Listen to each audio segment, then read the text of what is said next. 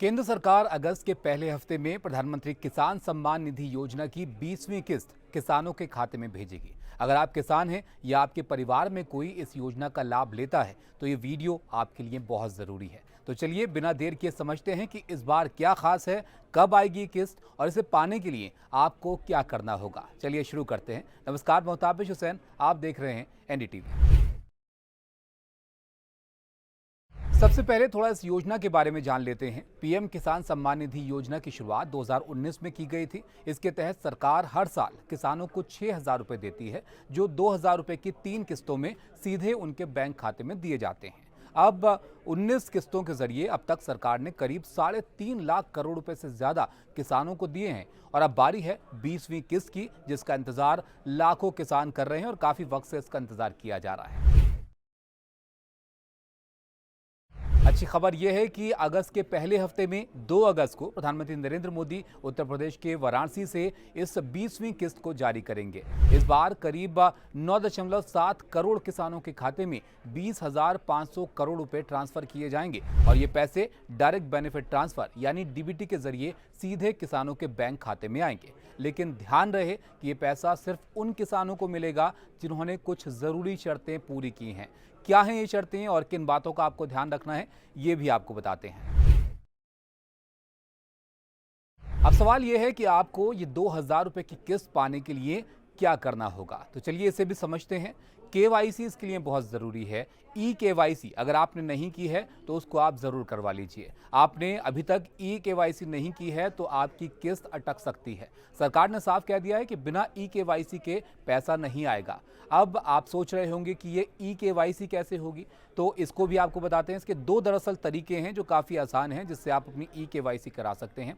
पहला है ऑनलाइन तरीका, यानी आप pmkisan.gov.in वेबसाइट पर जा सकते हैं। आधार नंबर और ओटीपी के जरिए अपनी ई केवाईसी आप करवा सकते हैं। अगर ऑनलाइन आप नहीं करवाना चाहते हैं तो ऑफलाइन भी आप करवा सकते हैं। नज़दीकी सीएससी सेंटर पर इसके लिए आप जा सकते हैं और फिंगरप्रिंट के जरिए आपकी ई केवाईसी बड़े आसानी से वहां पर हो जाएगी। अब तरीके आपको मालूम है तो जल्दी से ई केवाईसी करा लीजिए, वरना आपकी किस्त का पैसा रुक सकता है। कई बार किस्त तो भेजी जाती है लेकिन गलत बैंक डिटेल्स की वजह से पैसे खाते में नहीं पहुंचते हैं।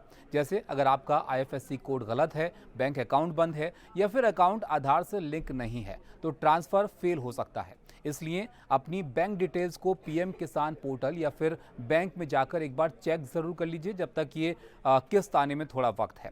अगर आपने ज़मीन के दस्तावेज अपडेट नहीं किए हैं या वो गलत हैं तो भी आपकी किस्त अटक सकती है। सरकार अब गलत दस्तावेजों वालों को लिस्ट से हटा रही है, तो अपने ज़मीन के कागजात को पोर्टल पर अपलोड कीजिए और वेरीफाई ज़रूर करवाइए।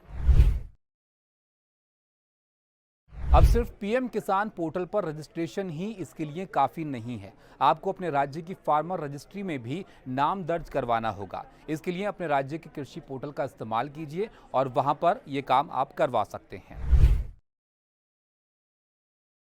कई बार ऐसा भी होता है कि किसानों का नाम लिस्ट से हट जाता है और उन्हें पता नहीं चलता है। आप pmkisan.gov.in पर जाकर बेनिफिशियरी लिस्ट ऑप्शन में अपने राज्य, जिला, ब्लॉक और गांव का नाम डालकर ये भी चेक कर सकते हैं कि आपका नाम लिस्ट में है या नहीं। तो ये भी आप जरा एक बार चेक कर लीजिएगा, जब तक ये लिस्ट आने में थोड़ा वक्त है। अब सवाल यह है कि सब करने के बाद भी अगर आपकी किस्त नहीं आई तो फिर क्या करें।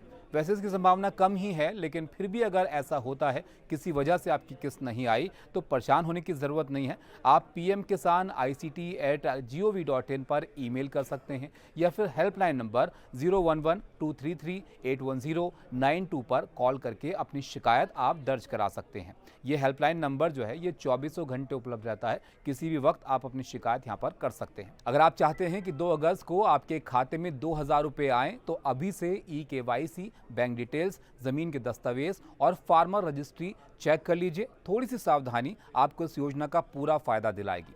तो ये थी आपके काम की खबर। हम फिर मिलेंगे नई खबर और नई जानकारी के साथ। तब तक के लिए नमस्कार।